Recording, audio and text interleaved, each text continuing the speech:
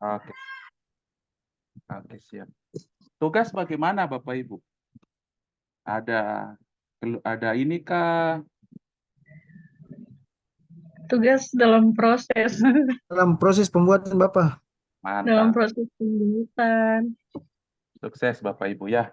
Bukan untuk memberatkan, tapi di akhir pasti mudah karena kemungkinan besar soal ujian juga seputaran itu Bapak Ibu. Kita tidak buat Iya, Baik, soal baik yang Bapak. bukan soal yang berbeda, cuma mungkin bentuk soalnya berbeda dan juga bukan untuk menjebak, tapi ya begitu sudah kadang tuh Bapak Ibu ya di kampus begitu sudah sedikit mempersulit mahasiswa, padahal tujuannya tidak seperti itu. Oke, mungkin saya izin share ya materi saya.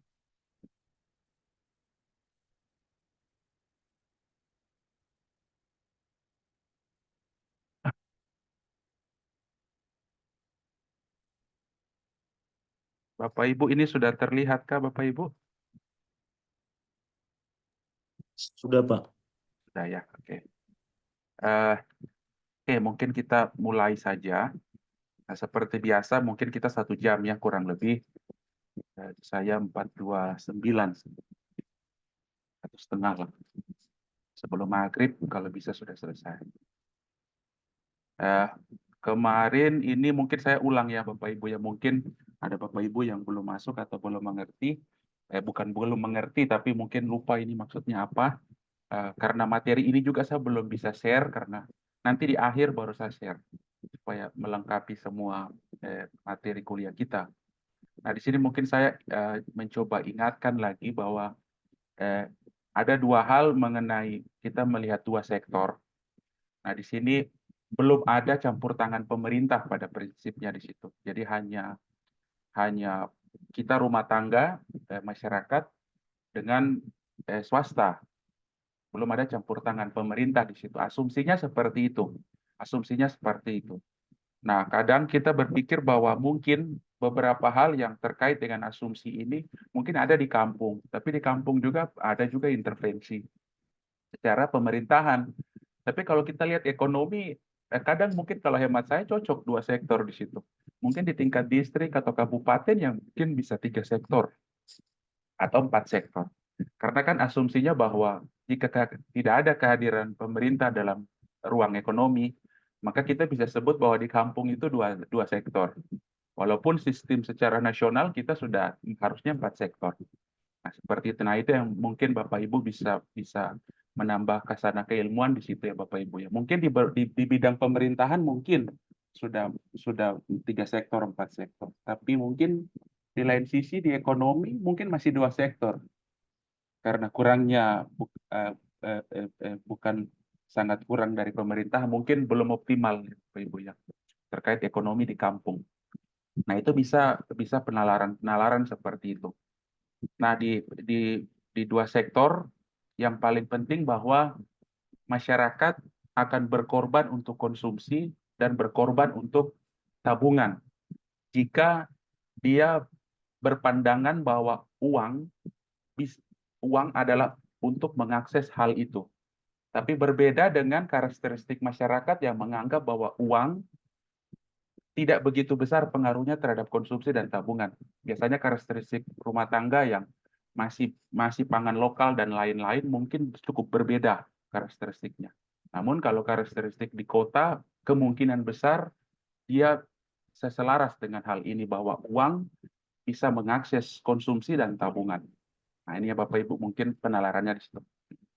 Nah, selanjutnya mungkin ini ya Bapak Ibu ya yang belum, karena untuk apa 2 sektor kan kita ketahui C sama dengan plus I ya. Nah, slide pertama tadi menunjukkan bahwa C kita berbicara tentang konsumsi. Kita berbicara tentang konsumsi berdasarkan konsumsi itu sendiri, fungsi konsumsi itu sendiri, tapi di lain sisi juga kita berbicara tentang tabungan. Jadi ada 2 hal, konsumsi itu sendiri dan tabungan di sini ya, 2 hal.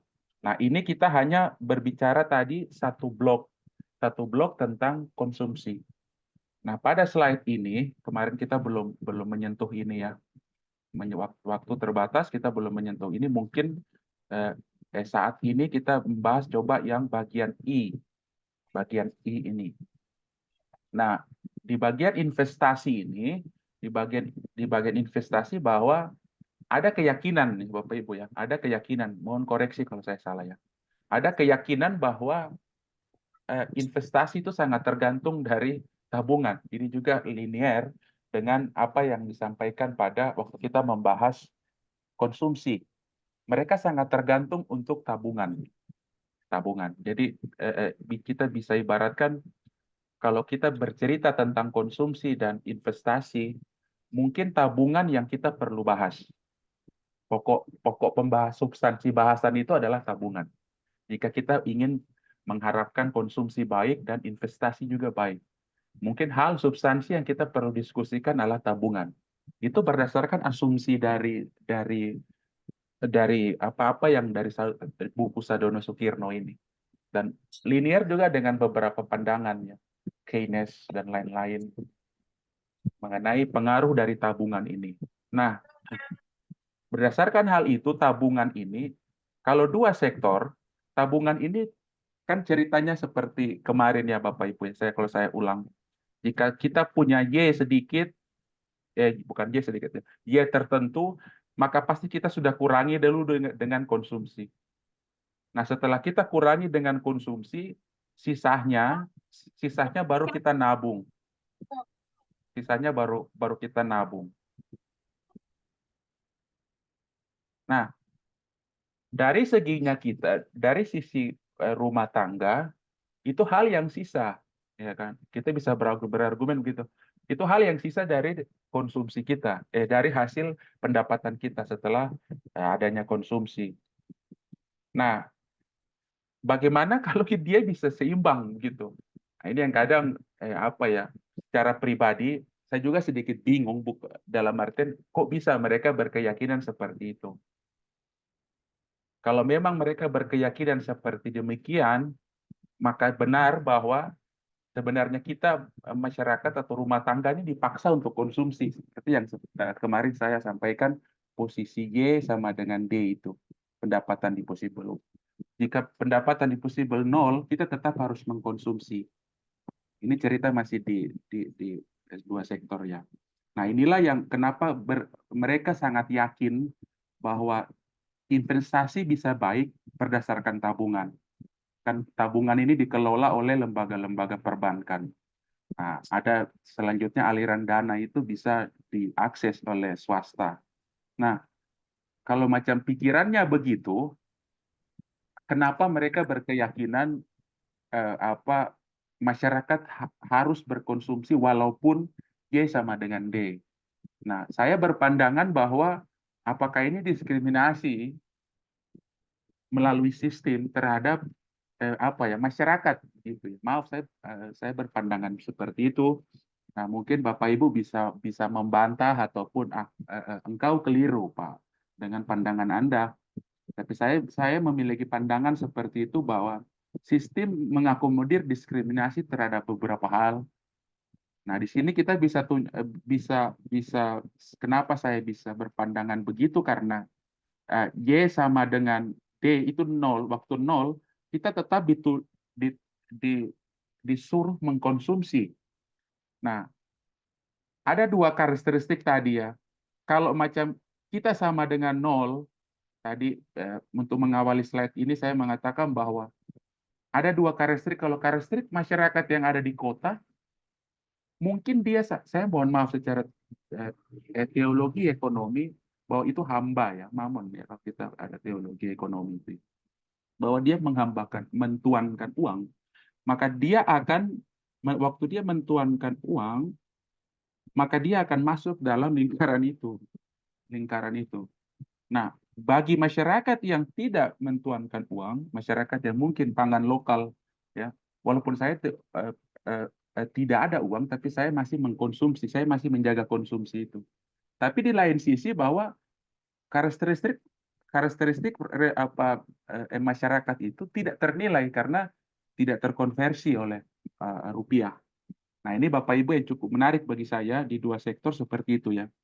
Nah, di satu sisi persoalannya bahwa bank menuntut kita untuk menabung karena bank merasa terhormat dengan adanya dana yang masuk, aliran dana keluar untuk swasta karena bentuk pinjaman kredit ya, kredit produksi dari sektor swasta.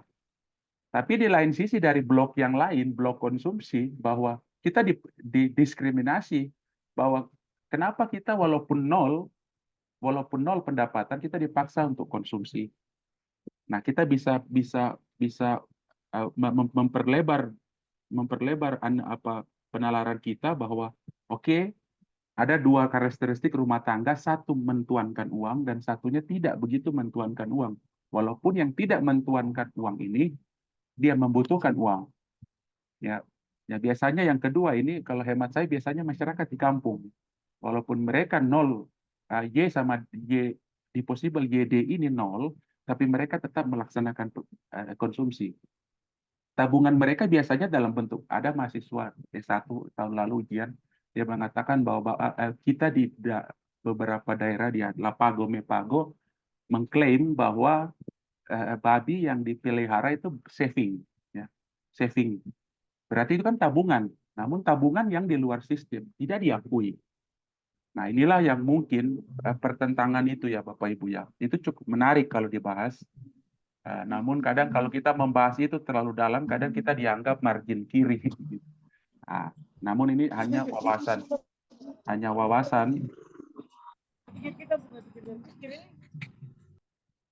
wawasan untuk Bapak Ibu ya terkait hal itu. Oke, nah di sini Bapak Ibu terkait dengan I yang slide pertama kan ini C ini. Nah, untuk slide yang ini investasi dan penentunya efisiensi marginal investasi, kita menjawab bercerita tentang I.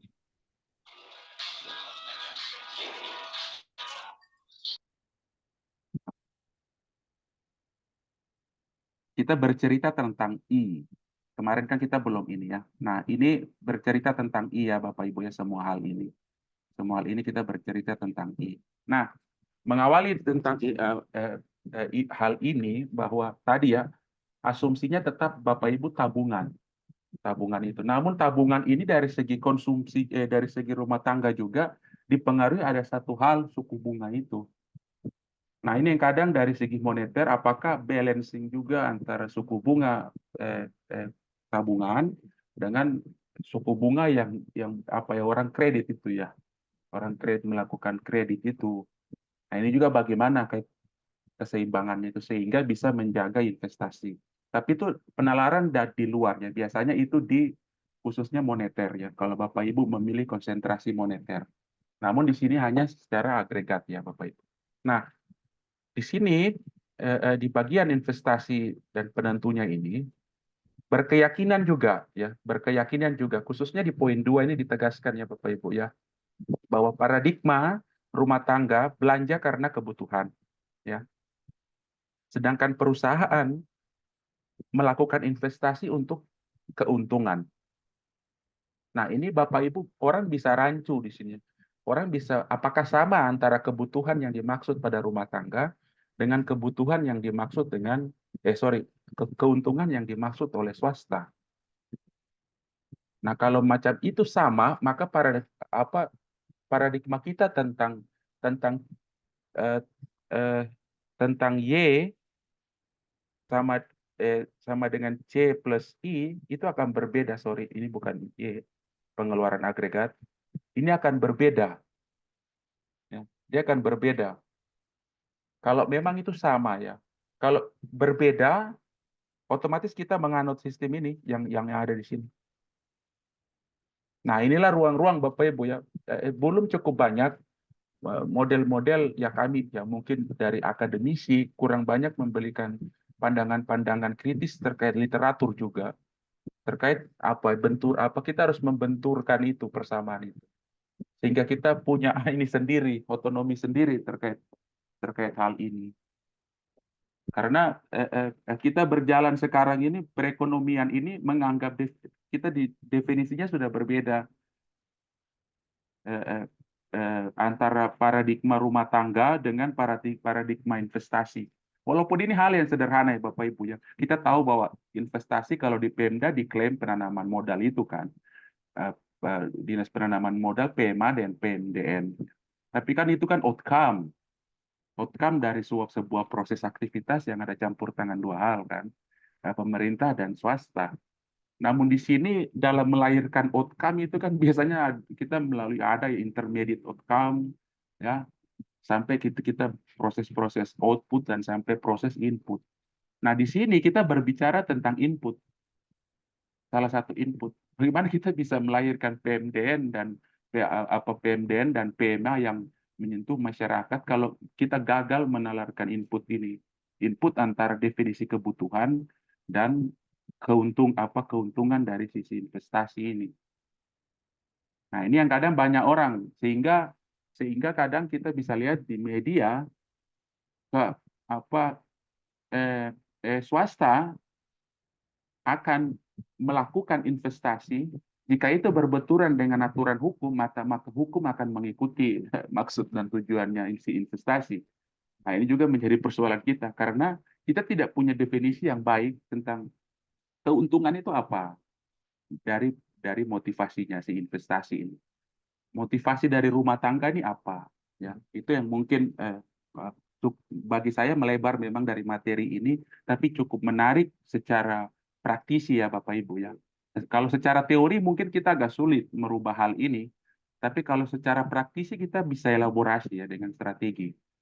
Tapi kalau konsep ya seperti ini, kita akan membaca hal-hal ini di berbagai buku. Tapi praktisinya akan ribet Bapak Ibu. Kita akan menghasilkan hal yang sama. Kita korbankan berbagai triliunan rupiah, tapi kita tidak pulang kantor. Kita korbankan beberapa sumber daya kita dengan jumlah tertentu, miliar atau triliun, tapi kita tidak bisa menjawab ini, kebutuhan ini. Tapi sistem tetap mendiskriminasi bahwa engkau harus melakukan konsumsi dan engkau harus melakukan tabungan. Makanya kan bank selalu, ayo nabung, ayo nabung. Maksudnya ayo nabung untuk apa? Seperti itu ya. Kalau hanya untuk menarik dana dari masyarakat, kenapa di APBD itu tidak potong saja? Sehingga masyarakat itu, pemerintah potong kasih ke Bank Indonesia kan? Sehingga istilahnya alokasi dan distribusi dalam peran APBD, APBN itu bisa jelas. Kalau saya pikiran sederhananya begitu. Sehingga masyarakat terbebas dari beberapa hal. Nanti di 3 sektor bisa kentara bagaimana peranan pajak lebih memberatkan masyarakat. Itu ya Bapak Ibu ya, beberapa hal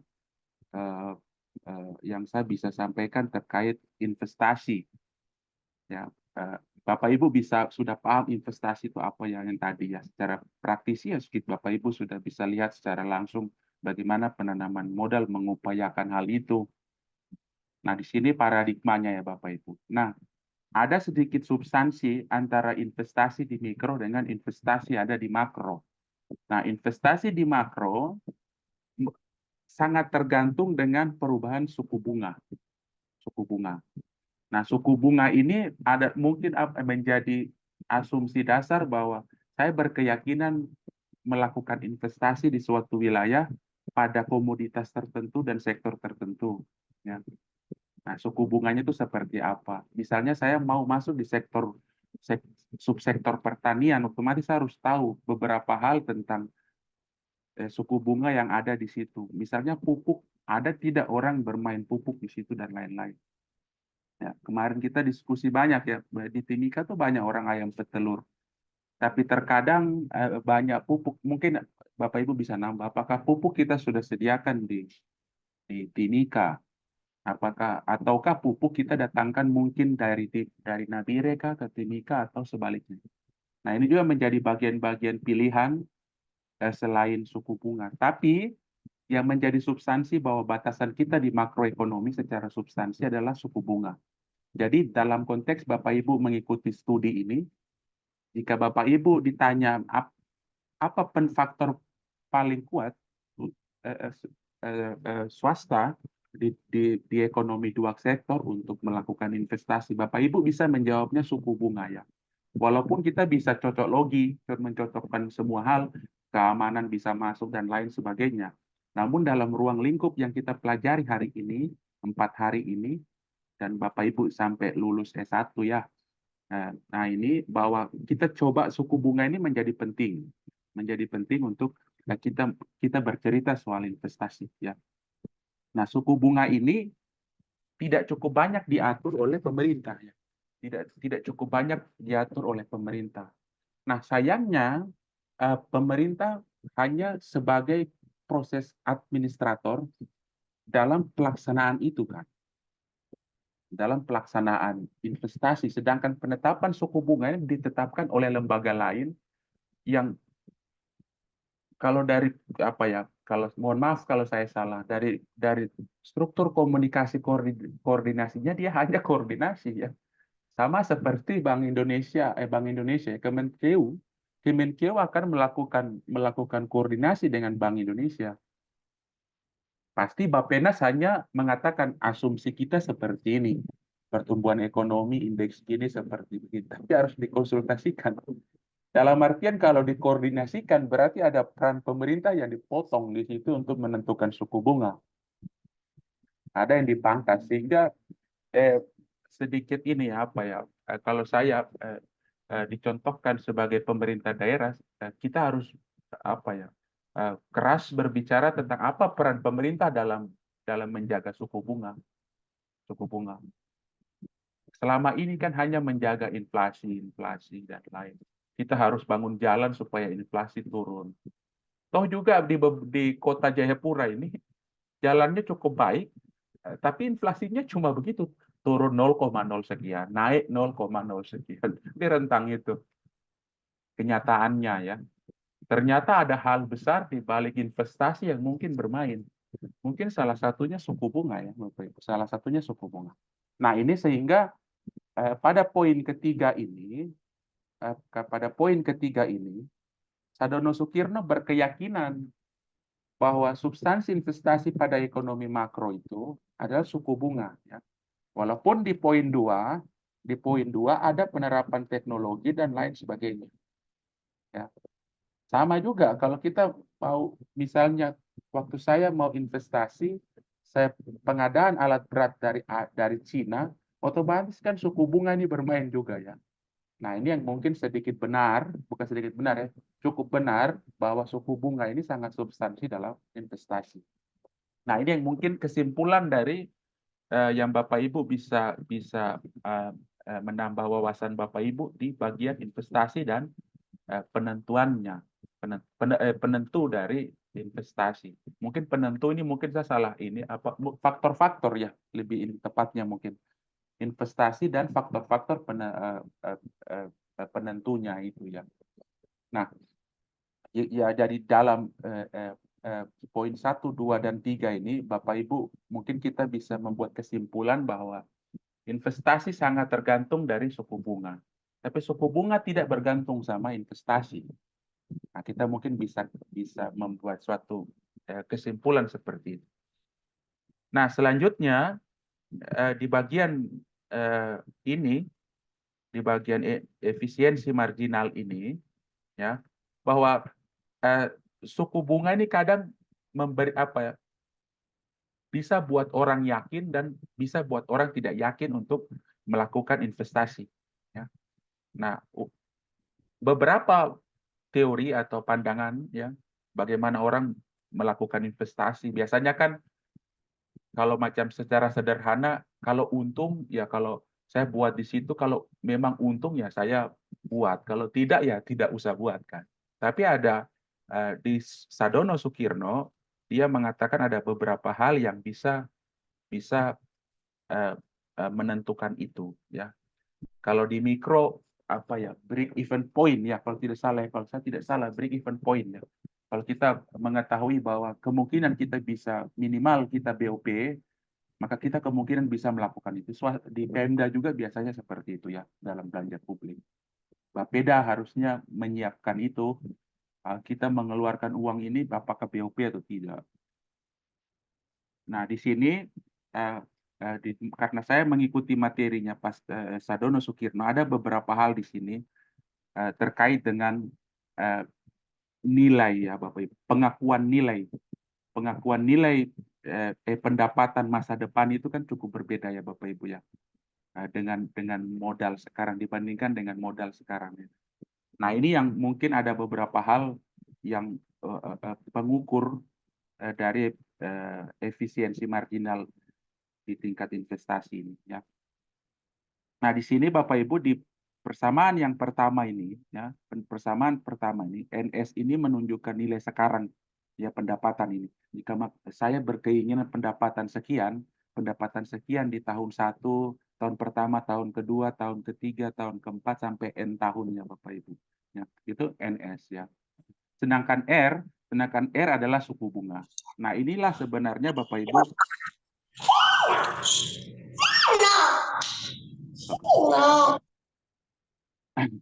Nah, inilah yang tadi saya bilang ya Bapak Ibu ya. Suku bunga menjadi penting dalam persamaan ini. Sama karena konsep dasarnya bahwa paradigmanya bahwa investasi bergantung sama suku bunga. Sehingga di dalam melihat efisiensi investasi, suku bunga harus dimasukkan dalam formula. Nah, di sini bahwa ini adalah pembagi ya. Dia adalah pembagi. Ya. Pendapatan adalah pembilang kalau dalam matematika ya. Sehingga kita bisa analogikan bahwa semakin tinggi suku bunga ini, ya dia bisa mempengaruhi nilai pendapatan, nilai pendapatan dari ekspektasi dari swasta itu. Nah, ya kan. Nah, ini yang menjadi pertimbangan ya. Sehingga berdasarkan rumus ini ya Bapak Ibu ya. Saya mohon maaf saya belum tunjukkan ini ya. Waktu terbatas, tapi nanti saya akan tunjukkan apa perhitungannya bagaimana. Ini hanya rumusnya. Namun di sini dari poin yang pertama ini kriteria kita penerimaan atau penolakan nilai dari perhitungan NS ini yang kita sebut nilai sekarang pendapatan ini, kalau nilai pendapatan masa depan itu lebih besar dari nilai sekarang modal. Tadi ya, kita punya pendapatan saat ini, kita belanja tahun 2024 kita belanjakan 10.000 untuk beli pupuk, maka itu harus lebih dari 10.000 di tahun keberapa. Bisa tahun pertama kita belum dapat 10.000, tapi biasanya 2 tahun 3 tahun itu sudah harus dapat Bapak Ibu ya. Kalau saya perspektif dari analogi saya bahwa 1 tahun 2 tahun kita harusnya sudah dapat ya. Jangan sampai 10 tahun ya. 10 tahun itu kemungkinan itu investasi yang besar ya. Tapi kalau misalnya dengan modal misalnya 100, 150, 70, seharusnya tahun ketiga atau tahun keempat harusnya sudah dapat. Jika belum dapat, kemungkinan kemungkinan ada hal lain yang mempengaruhi atau kita salah mengkalkulasi NS di awal.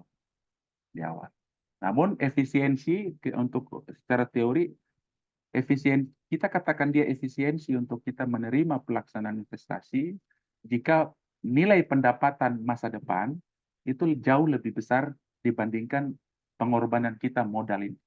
Jadi ibaratnya pendapatan masa depan harus lebih besar dengan pengeluaran saat ini ya.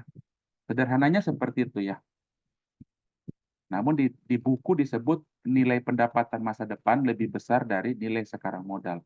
Mungkin sederhananya pendapatan masa depan lebih besar dari belanja kita, pengeluaran kita terhadap beberapa hal terkait faktor produksi pada saat ini. Nah, itulah NS ya Bapak Ibu ya. Itulah NS. Salah satu yang bisa kita proyeksikan. Nah, yang kedua, tidak cukup kita hanya memproyeksikan itu, ya. Kita tidak hanya memproyeksikan bunga itu tanpa kita yakin bahwa modal itu kembali ke tidak modal, ya. modal di awal ini kembali tidak? Nah, ini yang menjadi pertanyaan biasanya. Modal itu kembali di tahun berapa? Karena kebutuhan inflasi ini setiap tahun berubah. Bisa jadi inflasi tidak berubah, tapi suku bunga bermain. Bisa jadi inflasi bermain cukup kuat, tapi suku bunga cukup terkendali. Nah, ini kadang pengambilan kesimpulan yang agak-agak sedikit ribet. Sehingga alangkah baiknya teori dilengkapi dengan praktisi, itu akan kolaborasi itu sangat menarik untuk menentukan hasil dari nilai NS dengan hasil dari M. Ya, sehingga hasil perhitungan investasi tidak hanya berbau akademis, tapi bisa real, bisa diterapkan ya. Nah, yang M, bagian M ini kita mencoba bagian dari efisiensi marginal untuk investasi untuk mencari nilai modal yang diinvestasikan itu ya Bapak Ibu ya. Nilai modal yang diinvestasikan. Namun karena NS kita sudah hitung, maka yang kita cari di M ini hanyalah R. Ingat ya Bapak Ibu, R di nomor 1 ini adalah R kecil ya. Nah, R kapital yang ada di persamaan kedua ini menunjukkan ini ya Bapak Ibu. Pengembalian modal ya. Nah, pengembalian modal ini kita bisa katakan apakah kita posisi break even point ataukah kita untung dengan salah satu faktor suku bunga itu dengan kategori ini ya Bapak Ibu. Dengan kategori ini. Bahwa nilai R dibandingkan dengan nilai R kecil yang ada di sini suku bunga itu. Ya, kalau nilai R yang di persamaan 2 ini kecil, kita bisa asumsikan bahwa kita tidak untung di situ dalam proses investasi di situ. Walaupun mungkin di persamaan pertama ya cukup menarik kita harus investasi. Tapi waktu di persamaan 2 kok nilai pengembalian modalnya itu mungkin tidak untung dengan tingkat suku bunga tertentu, ya. Sehingga di sini dikatakan bahwa R lebih besar dari R kecil ini ya. Jadi saya bisa sebut aja bacanya pengembalian modal itu harus lebih besar dari nilai suku bunga yang berlaku. Ya. Nah, di sini ya Bapak Ibu ya. Yang mungkin bisa 2 hal yang Bapak Ibu bisa menambah ya Bapak Ibu. Bagi saya Bapak Ibu jangan terlalu memperhatikan fungsi di sini, namun Bapak Ibu cuma cukup menangkap hal-hal terkait variabel dalam slide ini ya. Slide ini kalau Bapak memperhatikan rumus kadang membuat kita malas dalam melihat suatu pembelajaran. Namun alangkah baiknya Bapak Ibu melihat variabel dalam slide ini. Macam tadi di bagian investasi dan penentunya, kita hanya cukup mengetahui bahwa paradigma antara rumah tangga adalah kebutuhan. Sedangkan perusahaan adalah investasi. Investasi yang dilakukan oleh perusahaan adalah dengan motivasi keuntungan. Nah, investasi sendiri sangat bergantung dengan suku bunga. Sehingga variabel di sini adalah suku bunga. Suku bunga dapat mempengaruhi investasi. Nah, itu yang mungkin Bapak Ibu bisa, mohon maaf bukan mengajari, tapi Bapak Ibu coba fokus di hal-hal itu. Bapak Ibu jangan fokus ke persamaan ini, akan sedikit menurunkan motivasi belajar Bapak Ibu ya. Bagi saya Bapak Ibu cukup memahami bahwa ternyata investasi dari sudut pandang ekonomi makro mengatakan bahwa bunga sangat mempengaruhi porsi kita untuk melakukan investasi. Ya kan? Nah, ini di bagian substansi dari poin 1 dan 2 sampai 3 hanya itu saja Bapak Ibu ya. Dengan ini adanya ini. Walaupun ada hal lain teknologi dan pendapatan nasional. Namun keyakinan beberapa ahli yang dikutip oleh Sadono Sukirno sehingga Sadono Sukirno menyimpulkan bahwa suku bunga kita harus perhatikan baik. Karena kalau suku bunga terganggu, hal besar akan terjadi. Sama kayak kalau Bapak Ibu mungkin pernah membaca, saya lupa, Pareto ya, dalam Pareto optimum ya. Pareto optimum itu biasanya dipakai banyak di HRD ya. Oh, di bagian HRD, kepegawaian juga bisa pakai, Pemda bisa pakai. Jadi 20% pengorbanan seharusnya menghasilkan 80% keuntungan. Begitu juga sebaliknya. 80% kegagalan hanya bisa menghasilkan 20% keuntungan. Ya. Nah, di sini kalau kita meminjam analogi dari teori Pareto optimum, maka suku bunga bisa berpengaruh sekitar 80% kegagalan. Jika kita tidak maksimalkan 20% perhitungan dari suku bunga itu, ya. Nah, itu yang maksud saya Bapak Ibu pahami variabel. Nah, yang di sini Bapak Ibu cukup memahami bahwa efisien dalam melakukan investasi kita tidak bisa ujuk-ujuk datang investasi, tidak juga. Nah, secara makro ada disampaikan beberapa hal sederhana. Salah satunya adalah ini ya, bahwa kita memasukkan nilai suku bunga tadi ke dalam peramalan kita. Apakah nilai pendapatan pendapatan di masa depan ini bisa menutupi tidak ya? Saya punya pengeluaran modal yang begitu besar. Itu yang pertama. Nah, yang kedua bahwa filter kedua adalah apakah pengembalian modal itu terjadi di antara tahun 1 sampai tahun ke-N itu dengan posisi bagaimana dibandingkan dengan nilai bunganya, ya. Kalau nilai R ini lebih kecil, maka kemungkinan besar kita harusnya rasionalnya menolak. Nah, ini ya Bapak Ibu. Jadi Bapak Ibu di sini hanya dua hal. Ini dengan yang tanda bold ini.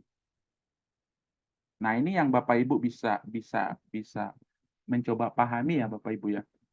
Sehingga mungkin ada dosen lain mungkin yang bertanya sama Bapak Ibu bisa menambah ya Bapak Ibu, yang menambah kesana keilmuan Bapak Ibu. Oke, nah ini yang bagian 1 dan 2. Nah, di bagian efisiensi marginal kita juga dapat dapat penguatan dari makro bahwa kita bisa lukiskan itu dalam kurva May ya. May bukan sebuah nama dari seseorang, tapi May merupakan hubungan antara NS dan M. Ya. May mencoba melukiskan itu untuk pengambilan keputusan lebih mudah. Ya. Sedangkan May itu merupakan akronim dari efisiensi, investasi, dan marginal. Ya. Nah, kurva May juga yang tadi ya, kurva May menggambarkan antara NS dan M. Ya, hubungan antara pendapatan perbandingan atau rasio pendapatan masa depan dengan pengeluaran kita saat ini. Dengan nilai perbandingan nilai R ini ya Bapak Ibu ya. Poin 2. R dengan pengembalian modal dengan suku bunga. Nah, itu digambarkan dalam satu kurva yang disebut May. Ya. Nah, kalau jika Bapak Ibu nanti ditanya sama dosen lain, Bapak Ibu bisa katakan bagaimana kita bisa melihat dengan baik dalam menentukan investasi. Bapak Ibu bisa secara teori ya, Bapak Ibu. Secara teori Bapak Ibu jawab saja.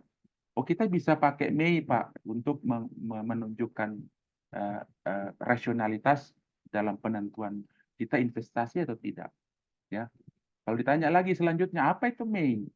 May adalah berusaha menyajikan dua hubungan dalam pengukuran efisiensi marginal. Nah, itu Bapak Ibu secara teori itu ya Bapak Ibu ya. Secara teorinya seperti itu. Sehingga di sini ada sebuah kesimpulan akhir di poin 4 bahwa investasi jika diterima atau dilakukan jika M itu lebih besar atau sama dengan R. Ya, ini ya. M. M ini dari mana? M ini yang ini ya. Bagian ini ya. Ini saling terkait ya Bapak Ibu ya. Di bagian 2 ini, M yang ini. Nilai modal yang diinvestasikan. Itu lebih besar atau sama dengan R. Kalau bisa jangan sama dengan R juga, karena beberapa hal kita tidak bisa katakan itu kita untung atau rugi. Ya. alangkah baiknya lebih besar dari tingkat suku bunga. Ya.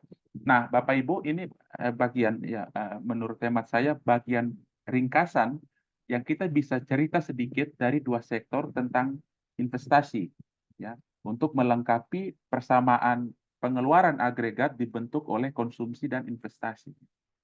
Nah, di bagian ini berarti kita bisa berkesimpulan bahwa I akan efisien jika M lebih besar atau sama dengan R.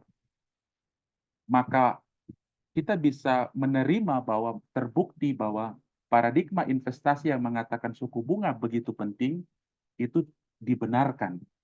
Karena berdasarkan nilai efisiensi marginal merekomendasikan bahwa nilai M harus lebih besar atau sama dengan R. Ya. Nah, ini Bapak Ibu ya. Bapak Ibu ringkasan mungkin yang nah, ini Bapak Ibu tolong bisa diingat ya. Untuk bagian investasi. Bagian investasi. Kesimpulannya di situ. Nah, bagian C, yang di bagian C ini, bahwa kita tahu bahwa Y merupakan, Y sama dengan pengeluaran agregat. Dalam artian bahwa pendapatan nasional juga akan sama dengan pendapatan disposable ya, di tingkat masyarakat. Jadi, hanya sederhana ini Bapak Ibu. Hanya sederhana ini kesimpulannya dari dua slide ya. Bahwa untuk I kita mengejar efisiensi, swasta kan akan sangat mengejar efisiensi karena prinsip ekonomi perekonomian prinsip ekonomi ya. Nah, dia akan mengejar dengan berkeyakinan bahwa saya harus investasi ini menghasilkan M lebih besar atau sama dengan suku bunga. Mereka kan di logika mereka kan seperti itu. Nah, sedangkan di bagian konsumsi, di bagian rumah tangga, ya, di bagian rumah tangga, kita hasilkan bahwa keseimbangan akan terbentuk jika pendapatan nasional itu sama dengan pengeluaran agregat.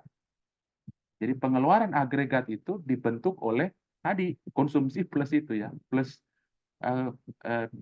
tabungan itu, ya. Nah, ini ya Bapak Ibu ya. Nah, sehingga ada dua hal ini saja menurut hemat saya yang penting bahwa di bagian formula C ya dua sektor ini pengeluaran agregat sama dengan C plus I. Khusus blok C yang isinya adalah masyarakat yang memiliki pendapatan dan mereka melakukan konsumsi dan menabung. Dia dikatakan seimbang di dua sektor khusus blok C, blok konsumsi, itu kalau pendapatan nasional sama dengan pendapatan disposable. Agregatnya ya. Jadi yang tadi saya bilang ya, pendapatan nasional berdasarkan proyeksi ya, berdasarkan proyeksi dan lain-lain itu harus sama dengan keseluruhan rumah tangga. Ini kalau ada 40 juta rumah tangga yang ada di Indonesia nih misalnya 40 juta itu kalau dihitung itu harus sama nilainya dengan nilai pendapatan nasional. Kalau dia tidak sama, maka kita tidak bisa katakan belum adanya keseimbangan perekonomian secara nasional. Ya. Nah, sedangkan dari segi investasi, mereka akan kejar efisiensi dari segi swasta. Nah, itu ya Bapak Ibu ya, mungkin beberapa hal menambah referensi bagi Bapak Ibu. Nah, berdasarkan ulasan tadi ya dua hal ini, nah ini cukup tadi saya katakan misalnya di bagian poin 3 bahwa kurva May akan berbentuk seperti ini. Kurva May akan turun dari sisi atas ke kanan bawah ya, ke kanan bawah. Jadi kurva ini berarti dia seperti apa ya? Garis permintaan ya Bapak Ibu ya. Garis permintaan itu kan hukum permintaan itu negatif. Ya. Notasi negatif jika harga naik maka komoditas kuantitas itu akan turun ya. Seperti itu. Nah, kurva May yang menggambarkan hubungan antara NS dan M ini memiliki notasi yang sama dengan kurva permintaan. Kurva permintaan. Ya, notasinya negatif. Jadi kalau Bapak Ibu ditanya, notasi dari kurva Mei itu apa? Negatif. Dijawab saja negatif. Ya, memiliki satu naik, satu akan turun. Seperti itu ya.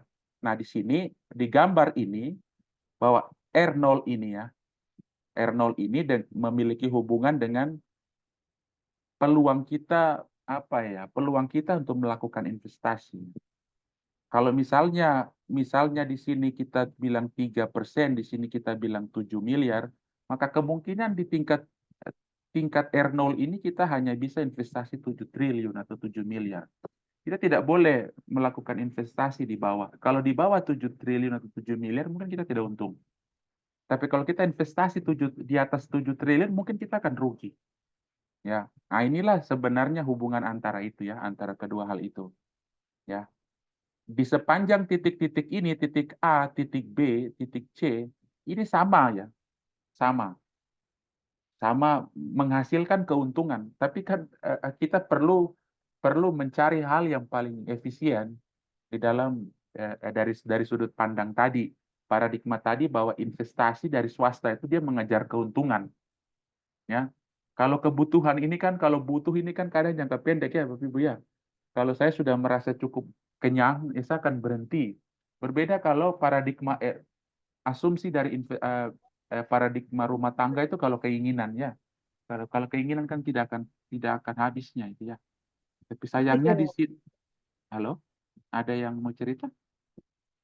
Oke, dikit lagi ya Bapak Ibu ya.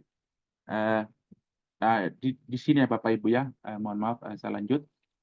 Disinilah bahwa ada hubungan ya, titik A, B, dan C ini ya menggambarkan atau memvisualisasikan hubungan tadi ya sesuai poin 3 ini,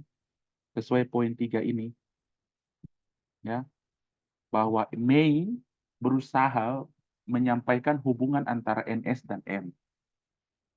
Nah, ini yang dilukiskan ya, bentuk-bentuk kurvanya seperti ini. Nah, sedangkan ini bahwa perlu ada hal lain ya. Perlu hal lain bahwa Mei juga harus di ini kan dengan bunga ya. Ini kan R besar ya Bapak Ibu ya, harus ini ya. Ini R besar ya. Nah, ini R kecil. Nah, terkait dengan suku bunga sama ya Bapak Ibu ya. Tandanya negatif ya. Jadi di tingkat suku bunga ini kita punya untung sekian. Di tingkat suku bunga ini kita punya untung sekian. Di tingkat suku bunga R2 maka kita punya tingkat suku bunga kita punya nilai investasi sekian. Jadi kita bisa kesimpulannya begini ya Bapak Ibu ya. Kalau di poin tadi investasi dan penentunya bahwa kita berbicara investasi dari segi makroekonomi, bahwa kita hanya punya satu variabel yang cukup berarti, adalah suku bunga. Walaupun ada faktor lain, teknologi, pendapatan, dan lain-lain. Tapi kita perlu juga membatasi diri terkait penentuan suku bunga. Dan kita fokus pada suku bunga ini, variabel suku bunga. Nah, di bagian yang kedua, kita bisa berkesimpulan begini. Ternyata kurva Mei itu sama dengan kurva, Bapak Ibu bisa menggunakan narasi sendiri. Bahwa kurva Mei dengan kurva permintaan itu sama. Samanya di mana? Samanya karena notasi matematikanya negatif. Ya. Semakin rendah nilai suku bunga, kemungkinan jumlah investasinya akan jauh lebih besar ya. Lihat ini ya. Akan jauh lebih besar dibandingkan ini ya. Ini kan berarti nilainya ya. Seperti ini. Kalau suku bunganya di R0, kemungkinan pendapatan kita di sini. Kalau Bank Indonesia turunkan suku bunga, kemungkinan akan meningkatkan motivasi investor. Seperti begitu. Nah, ini yang diupayakan oleh kurva Mei. Jadi dalam artian satu slide sederhana ini semoga memberikan wawasan sedikit saja untuk Bapak Ibu bahwa ada dua hal, saya ulangi lagi ya. Ada tiga hal yang saya bisa simpulkan. Yang pertama bahwa suku bunga cukup berarti mempengaruhi investasi di dua sektor. Yang ketiga bahwa ada penilaian kedua adalah bahwa kita berpeluang untuk melakukan investasi jika M lebih besar atau sama dengan R. Nah, nilai M menunjukkan efisiensi. Nilai efisiensi. Nah, efisiensi itu diukur melalui perhitungan ini ya.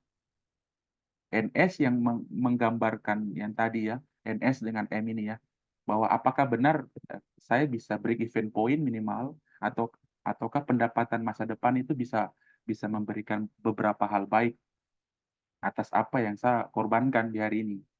Ya. Nah, yang ketiga, oh ternyata kurva May yang menghubungkan dua hal tadi, dia sama dengan kurva permintaan, notasinya negatif. Nah, itu yang mungkin inti dari slide ini. Slide ini. Oke, sampai di situ mungkin Bapak Ibu ada yang mau bertanya? Atau mungkin ada pandangan lain? Ada? Mungkin Ibu Wiwi atau Pak Aryos ada? Atau Pak Leonardus Puai atau Pak Johan?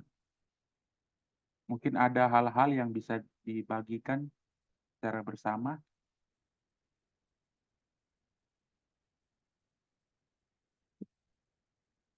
Ada? Belum ada ya? Oke. Belum ada, Bapak. Oke, terima kasih. Belum ada Bapak, jelas itu.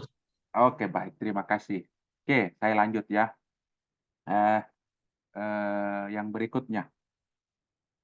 Nah, ini ya.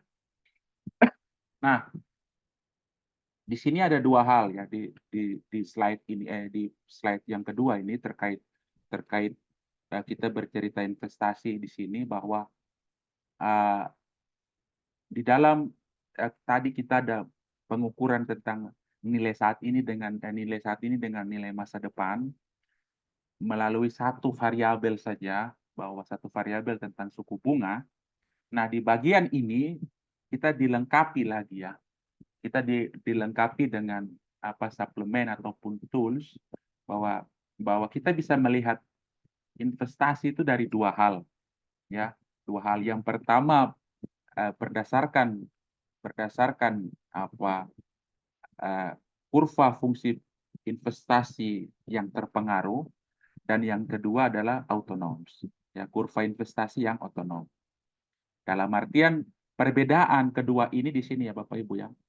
Perbedaan kedua hal ini ada di Y, pendapatan nasional. Jadi peluang investasi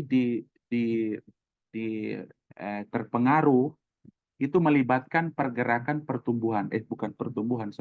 pendapatan nasional ya. Jadi penambahan output nasional atau pengurangan output nasional sangat memberikan psikologi kepada investor. Itu kalau di kurva fungsi investasi yang terpengaruh, dia melibatkan perubahan dari pendapatan nasional. Sedangkan yang satunya, yang kurva fungsi investasi otonomi, dia tidak melibatkan bukan pertumbuhan ekonomi, pendapatan nasional, ya. Dia tidak melibatkan itu. Nah, Bapak Ibu, banyak. Kalau kita baca jurnal ilmiah banyak, S1, S2, S3 mungkin ya kalau saya tidak salah. Banyak mereka melibatkan ruang analisis itu hanya di sini. Bahwa dengan asumsi, biasanya ya, saya mau mengukur investasi dari suku bunga, tapi saya berasumsi bahwa pendapatan nasional itu tetap. Ya, itu ruang lingkup yang banyak dilakukan saat ini ya. Sebatas pengetahuan saya ya Bapak Ibu ya. Mungkin kalau Bapak Ibu ada yang tahu bisa menambah ya. Nah, kalau yang ini memang cukup ribet ya Bapak Ibu ya. Cukup ribet. Dalam artian membangun asumsinya cukup ribet karena pendapatan nasional itu sangat dipengaruhi dari dalam negeri dan luar negeri. Sehingga sulit kita bercerita hanya dua sektor menggunakan kurva terpengaruh ini. Agak sulit. Sehingga mungkin saya sarankan bahwa kita jika ada Bapak Ibu yang berkeinginan melihat keseimbangan di dua sektor, maka kita menggunakan kurva fungsi otonom ya. Jadi itu ya Bapak Ibu ya. Jadi kita fokus pada kurva fungsi otonom. Kurva fungsi otonom ini berasumsi bahwa Y itu tetap, Y itu konstan.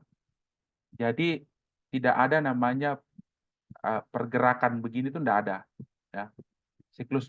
Siklus pendapatan nasional ini tidak ada. Ya.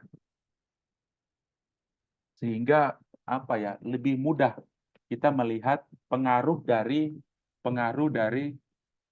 suku bunga jika kita anggap pendapatan nasional itu konstan. Ya. Tapi kalau Bapak Ibu termotivasi melihat ini juga lebih baik lagi ya.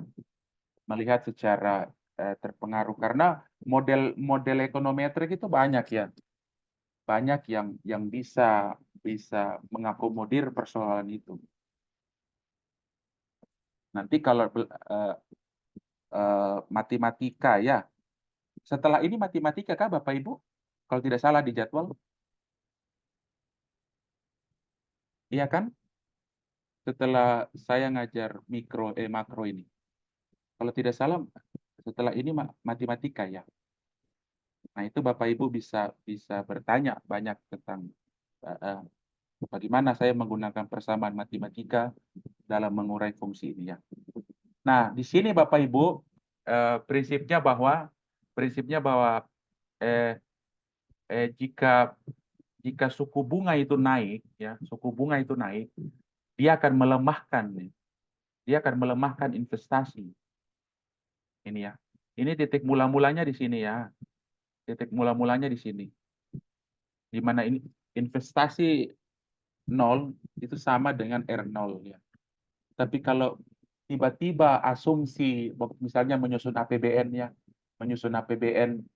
tahun berikutnya, asumsi tahun berjalan dibangun bahwa suku bunga akan naik, itu bahaya sekali ya.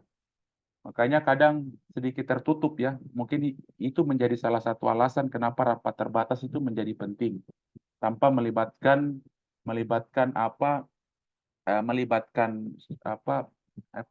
wartawan ya.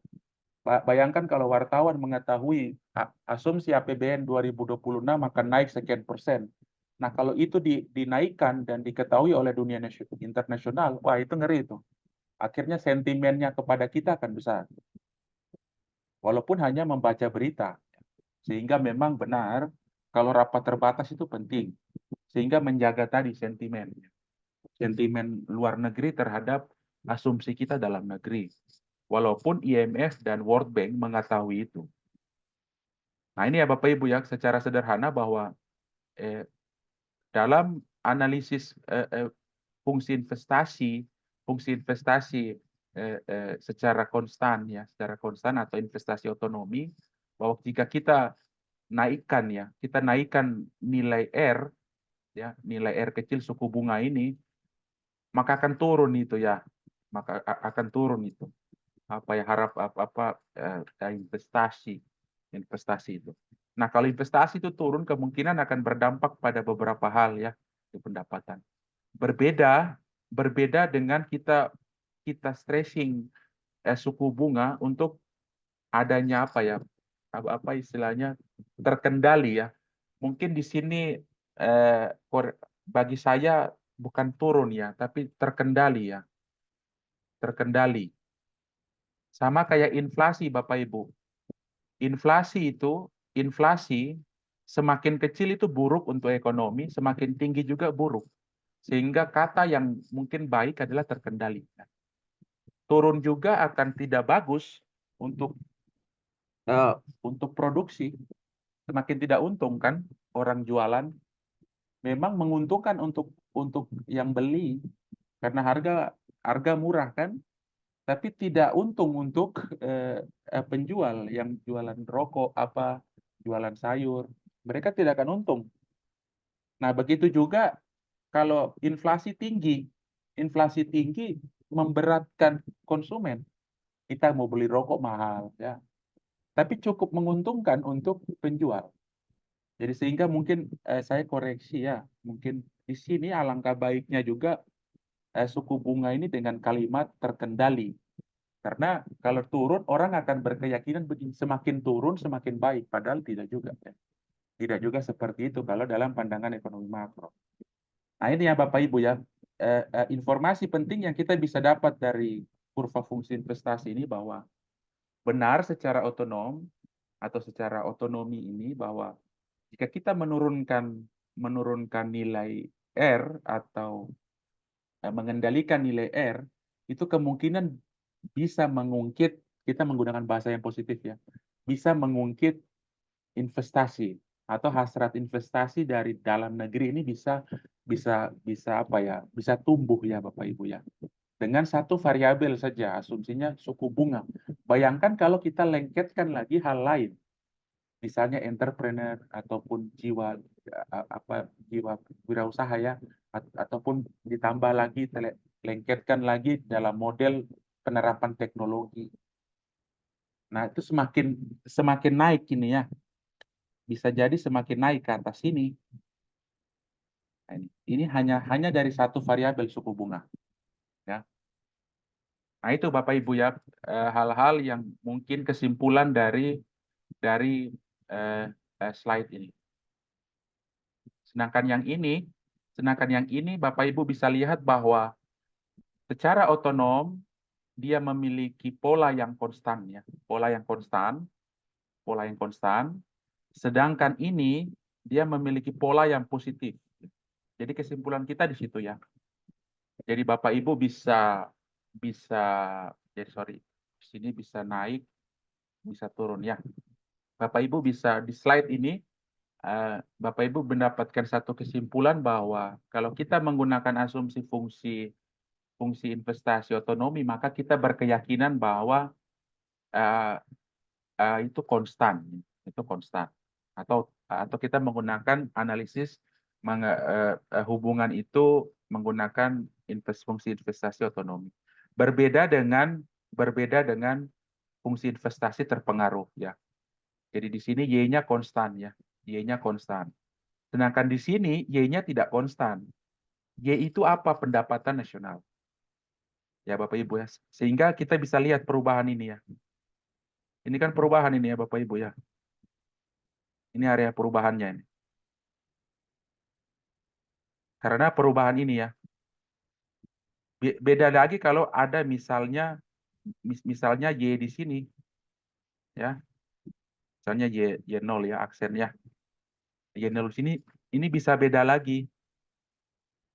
Ya.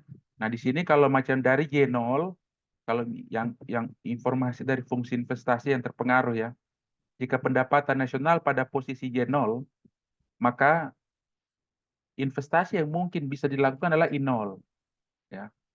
Tapi kalau macam kalau pendapatan nasional itu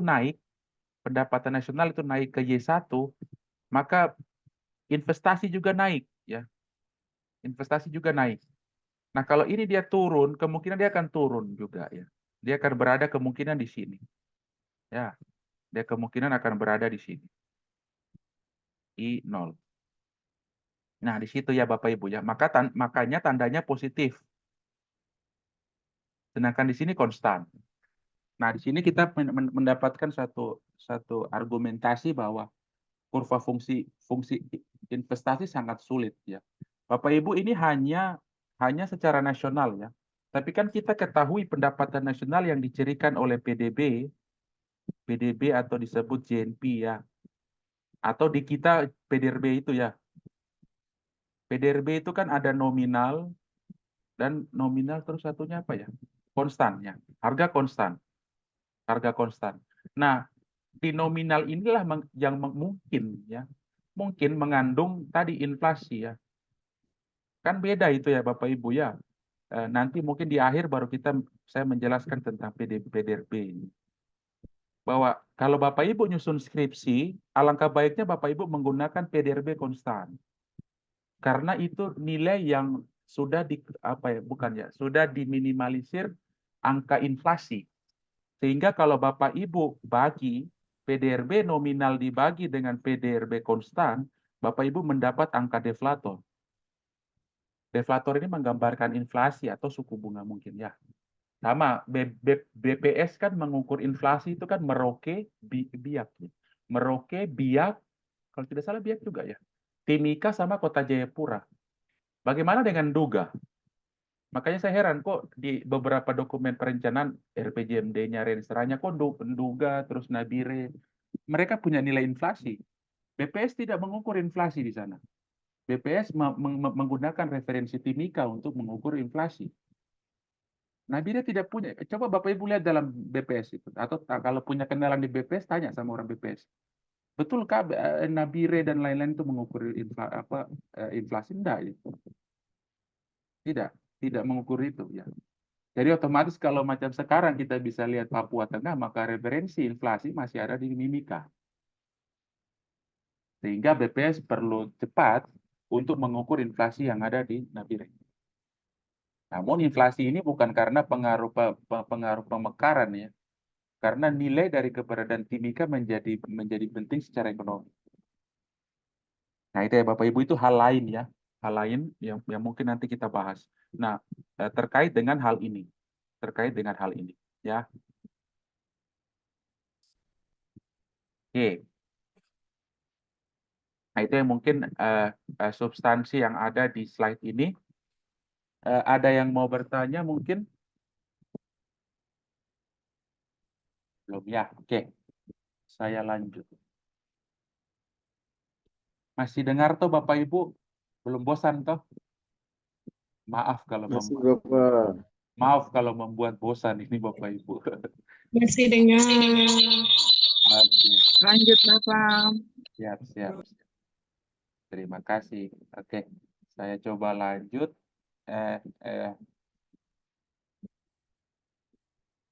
Nah ini. Oke. Mungkin saya singgung satu slide ini. Ini ada dua slide. Dua slide terus selesai. Ini bukan selesai ya Bapak Ibu ya. Nanti saya buat materi untuk besok lagi ya. Saya sebenarnya membutuhkan 2 minggu saja untuk kita sama-sama diskusikan ini. Tapi sayangnya jurusan Ibu Sarlota kasih kita waktu terbatas sekali, hanya hari Sabtu. Sehingga saya agak sedikit bagaimana caranya ya untuk materi yang banyak ini berusaha untuk disampaikan di 4 hari ini. Nah ini proses memilih ini yang membuat saya agak-agak ribet. Mohon maaf untuk hal itu.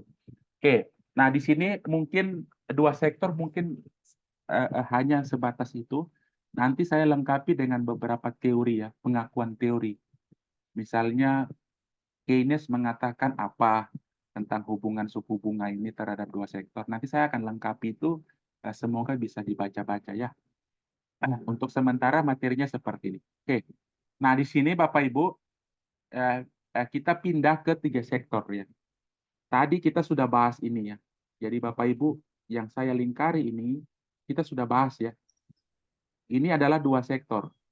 Ekonomi 2 sektor. Kita sudah selesai tadi. Kita sudah mencoba membahasnya itu ya. Semoga ada beberapa hal yang Bapak Ibu ingat di situ. Nah, saat ini di slide ini kita akan coba melihat penambahan ini dalam formula pengeluaran agregat. Keberadaan G yang mencerminkan adanya pemerintah. Adanya pemerintah. G ini menunjukkan adanya pemerintah di dalam pengeluaran agregat ini. Nah, beberapa peran ada di dalam situ. Nah, di sini di keseimbangan tiga sektor, kadang ditanya, apakah 3 sektor itu tertutup? Masih tertutup ya Bapak Ibu ya. Jadi kalau misalnya saya ulangi lagi menggunakan kata yang sama, siapapun dia dosennya bertanya sama Bapak Ibu, 3 sektor itu tertutup atau bukan? Bapak Ibu jawab bukan. Ya. 3 sektor, 2 sektor bukan tertutup. Kok bukan tertutup, salah. Iya, perekonomian tertutup. Ya. Kalau bukan tertutup berarti ya terbuka ya, sorry, salah menggunakan premis. Dalam artian bahwa kalau ditanya perekonomian 2 sektor dengan 3 sektor itu terbuka atau tidak, Bapak Ibu jawabnya tidak ya, tidak. Jadi yang kita pelajari ini masih tertutup. ya.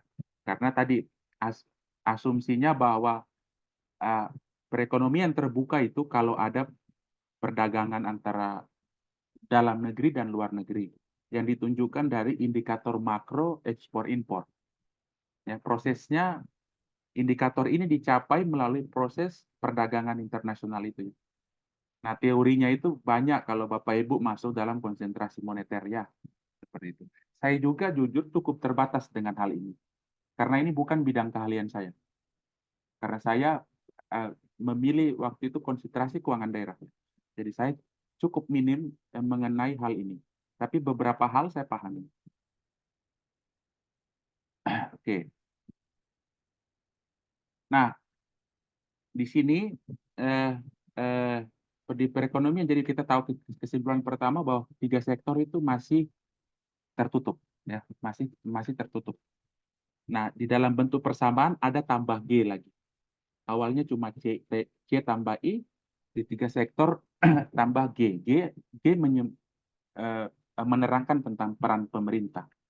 Nah, di sini di poin pertama bahwa dengan memasukkan variabel ke dalam formulasi pengeluaran agregat, ya, memasukkan pemerintah di dalam formulasi pengeluaran agregat, maka melahirkan konsekuensi, ya, melahirkan konsekuensi dari kehadiran G di dalam formula agregat. Konsekuensinya adalah pajak. Nah, sehingga Bapak Ibu coba ingat lagi di slide yang sebelumnya bahwa suku bunga merupakan cukup seksi yang ada di kita berbicara di perekonomian 2 sektor, ya, untuk berbicara investasi, ya. Suku bunga menjadi variabel penting di situ yang Bapak Ibu harus ingat. Sedangkan di slide 3 sektor ini variabel yang cukup seksi adalah pajak. Jadi Bapak Ibu bisa ingat pajak sangat seksi di dalam 3 sektor, sedangkan di 2 sektor adalah suku bunga sangat seksi untuk dibahas. Nah, itu yang mungkin Bapak Ibu bisa ingatnya di situ aja. Oke, nah di sini adalah konsekuensinya adalah timbulnya pajak. Nah, pajak ini biasanya dalam beberapa literatur disimbolkan dengan T besar. T besar, ya. Kalau T kecil itu biasanya orang menunjukkan waktu, ya. T begini, ya. Misalnya ada persamaan Y, terus ada T-1, ya. T-1, maka kan T ini menunjukkan waktu, ya. Berarti Y di tahun 2023.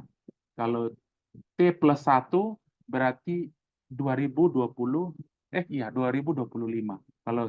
Kalau T-1 berarti 2023. Biasanya di BPS ya Bapak Ibu, ya, kalau Bapak Ibu bisa, atau tidak di indikator kinerja. Kalau yang di Pemda pasti paham, ya. Indikator kinerja IKU eselon 2, nah, biasanya membangun formulasi seperti itu. Sehingga kalau Bapak Ibu mendapatkan T besar, berarti Bapak Ibu sudah mengenal bahwa itu pajak itu. Itu pajak.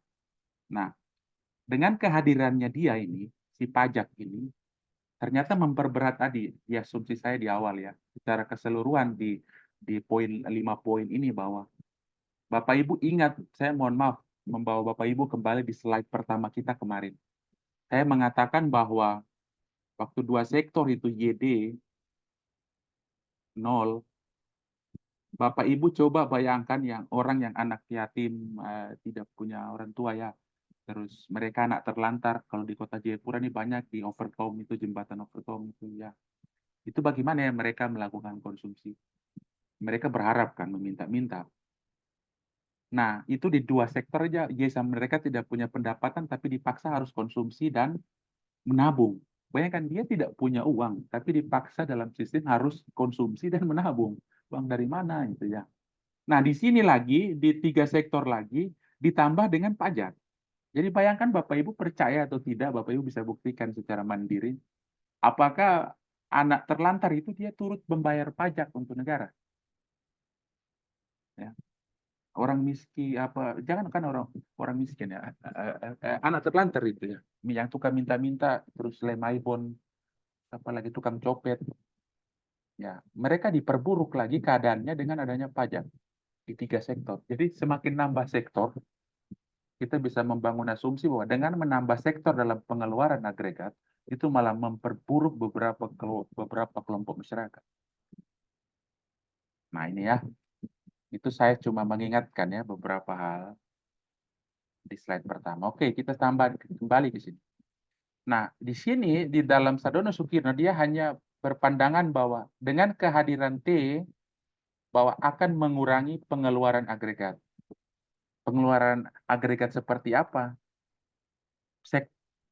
Perekonomian dua sektor. Ini kan perekonomian dua sektor. Ya. Pendapatan merupakan fungsi dari konsumsi plus investasi. Ya. Bahwa pendapatan itu cara bacanya cara menerangkannya begini secara kualitatif ya. Y merupakan fungsi dari konsumsi, bahwa ekonomi meyakini konsumsi berarti kan mereka membeli barang atas membeli barang dan jasa kan. Semakin banyak orang membeli barang dan jasa, bisa dua hal, kita bisa kena pajak tidak langsung yang dilakukan oleh pemerintah, ya kan? Biasanya kita beli baju kan sudah include pajak gitu. Nah, kita kena lagi pajak tidak langsung di hal yang lain. Misalnya kita bekerja, kita kena pajak penghasilan lah. Tapi di lain sisi waktu kita sudah kena pajak penghasilan, misalnya kita gaji 3 juta kan. 3 juta ada yang 4 juta, mungkin ada yang lebih besar ya. Kalau saya masih 3 juta. Ya kalau kita punya gaji 3 juta kita sudah kena PPh. Habis itu kita pas belanja di Saga atau di Mall Diana di Timnya kita kena pajak lagi. Dari hal yang berbeda, dari hal konsumsi. Dari pendapatan kita kena, dari konsumsi kita kena. Itulah pemerintah. Nah, itulah kebijakan-kebijakan publik yang dilakukan oleh pemerintah tentang kehadiran mereka. Jadi Bapak Ibu, persamaan matematis ini tidak hanya sebuah konsep ya Bapak Ibu. Ini memang terjadi ya Bapak Ibu. Nah, itu yang memang pintar sekali ya orang-orang Keynes mereka itu zaman dulu. Kadang kita menganggap, itu kan cuma rumus, kita hanya belajar saja. Tapi memang ini kita alami. Waktu kita tidak kritis ya kita dibuat begini terus. Sama saya juga alami. Cukup menjengkelkan tapi ikut saja. Nah ini ya Bapak Ibu ya. Beberapa hal tentang ini. Apa ya? Menurut saya kurang manusiawi ya. Mohon maaf tentang hal itu.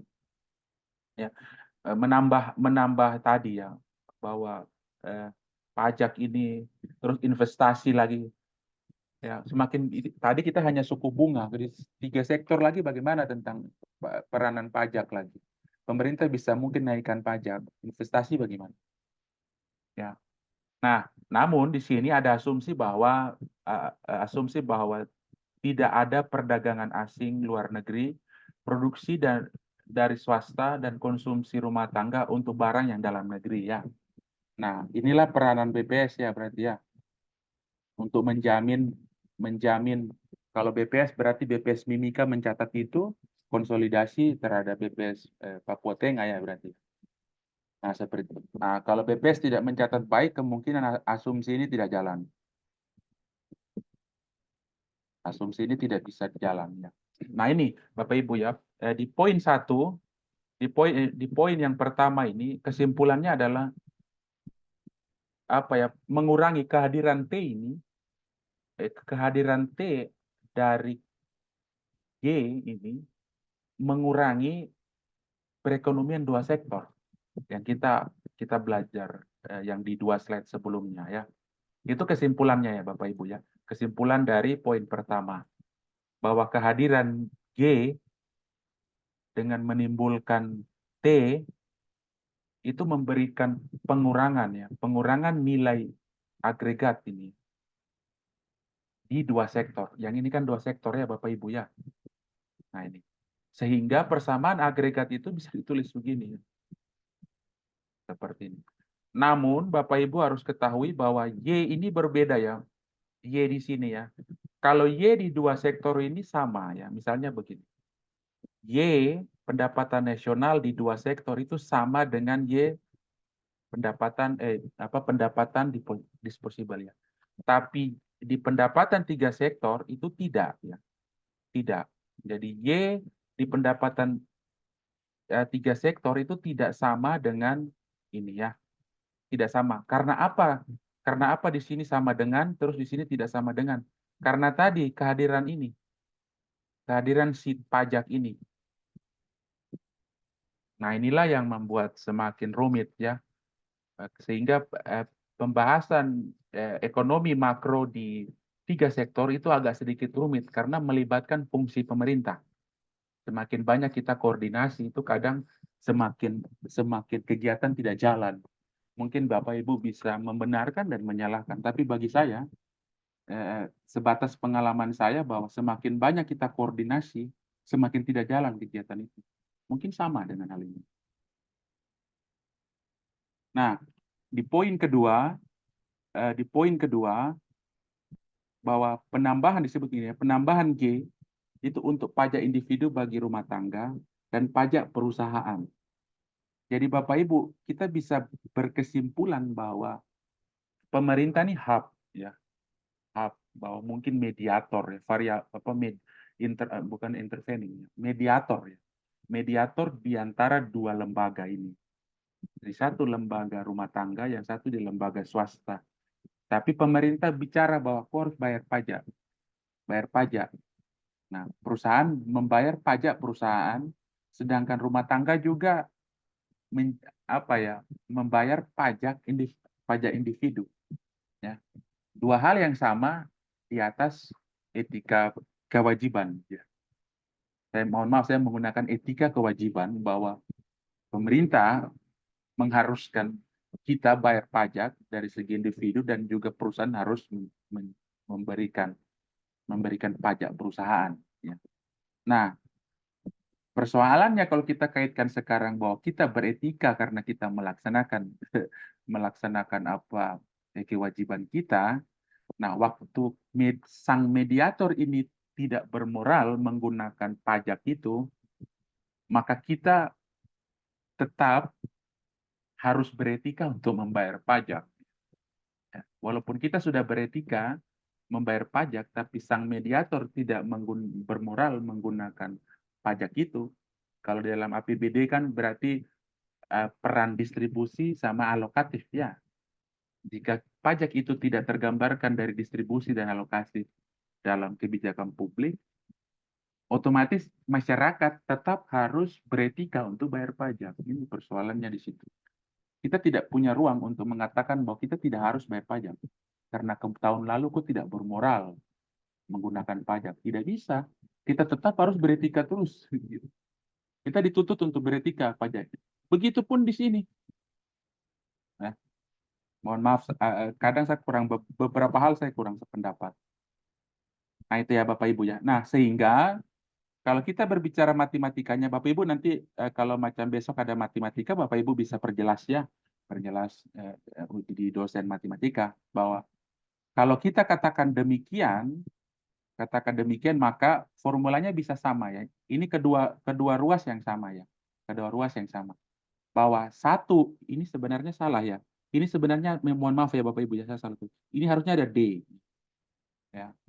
Kalau macam di sini Y ini konsumsi ditambah investasi ditambah G, itu sebenarnya sama saja dengan Y possible C ditambah simpan apa namanya saving ditambah pajak.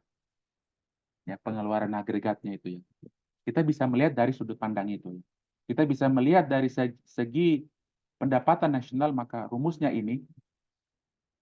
Tapi kalau kita melihat dari keseimbangan secara mikro dari pengeluaran agregat, maka persamaan yang kita harus pakai adalah ini. Y, D, di possible itu ya. Konsumsi ditambah kita simpan uang di bank, terus kita tambah dengan pajak. Ya. Seperti itu ya Bapak Ibu ya. Kalau yang berdasarkan persamaan yang pendapatan nasional, Y saja ya. Y saja, maka C ditambah I ditambah G ya, ditambah G. Tadi ya, keyakinan kita bahwa ingat baik-baik di tiga sektor Y itu tidak sama dengan YD. Tapi kalau di dua sektor Y itu sama dengan YD. Ya, saya ulangi bahwa Y itu pendapatan nasional, Sedangkan YD itu pengeluaran agregat maksudnya. Bahwa sumbangsih dari pengeluaran konsumsi agregat yang memproses akhirnya membentuk pendapatan itu ya. Jadi ada YD ini menggambarkan apa ya pengeluaran ya dari segi masing-masing entitas seperti itu. Kalau di dua sektor sama, tapi kalau di tiga sektor tidak sama. Karena apa dia tidak sama? T. Karena ini. Siapa yang membuat T? Pemerintah. Seperti itu ya. Nah, itu maksud dari poin kedua. Maksud dari poin kedua. Sedangkan poin ketiga di sini syarat keseimbangan ini ya. Penawaran agregat harus sama dengan pengeluaran agregat ya. Nah, ini tadi ya yang saya bilang bahwa YD tadi. Ini kan bisa kita tulis AE juga. Ini ya. Nah, ini syaratnya ya Bapak Ibu ya. Atau kita juga bisa tulis hal yang sama dengan ini atau dengan yang ini. Sama saja itu ya. Di sini hanya memperkenalkan beberapa pernyataan rumus yang sebenarnya sama maksudnya, tapi hanya memperkenalkan sehingga waktu ada Bapak Ibu mendapatkan soal yang ditulis Y sama dengan AE, itu tidak berbeda dengan soal yang dikatakan Y sama dengan C plus I plus G. Ya, itu sama saja. Kedua soal ini sama. Ya, cuma cara penyajiannya saja yang berbeda. Kenapa cara penyajiannya berbeda? Tujuannya beda memang. Ya. Nah, di sini ada asumsi berikutnya ya, bahwa mereka sangat yakin ya bahwa negara ini sangat yakin bahwa aktivitas produksi di swasta menciptakan pendapatan. Ya. Bapak Ibu bisa saya bawa kembali lagi ke slide pertama bahwa tadi ya, anak terlantar dan lain-lain. Y sama dengan 0. Keadaan sesungguhnya real bahwa kita mengalami itu. Tapi pemerintah dengan swasta berkeyakinan bahwa masyarakat tidak akan pernah pada kondisi itu. Y sama dengan 0. Masyarakat selalu memiliki uang. Ya, inilah kondisi tak terhingga ya. Kalau dalam matematika biasanya di dalam matematika kalau saya lupa 0 ya. 0 bagi 0 itu kan tak terhingga atau 8 yang tidur ini ya. Ini lambang-lambang matematika dalam menunjukkan tak terhingga. Apakah itukah yang disebut tak terhingga dalam ekonomi? Sesuatu yang kita bisa sebut metafisik ya. Dalam artian bukan sesuatu hantu atau apa, tapi sesuatu yang apa ya tidak bisa dilihat dengan panca indera tapi sangat mempengaruhi itu. Nah, dalam ekonomi mungkin ini ya, orang lain berkeyakinan bahwa kita pasti ada pendapatan. Tapi yang kita rasa bahwa kita tidak ada pendapatan. Yang tadi ya, mengulang di dua sektor. Nah, itu Bapak Ibu ruang-ruang yang mungkin perlu Bapak Ibu kritisi atau menambah.